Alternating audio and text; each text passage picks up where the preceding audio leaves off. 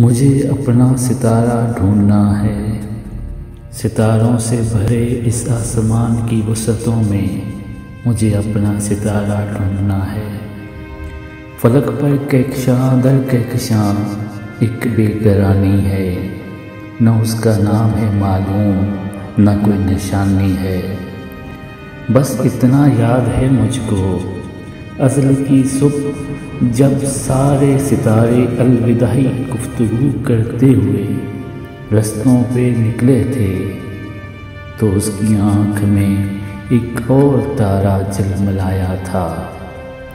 उसी तारे की सूरत का मेरी भीगी हुई आँखों में भी एक ख्वाब रहता है।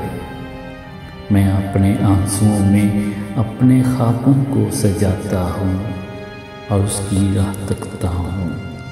सुना है गुमशुदा चीज़ें जहाँ पे खोई जाती हैं वहीं से मिल भी जाती हैं। मुझे अपना सितारा ढूंढना है। अमजद इस्लाम अमजद, नामवर शायर, ड्रामा निगार, कलम नवीस अब इस दुनिया में नहीं रहे।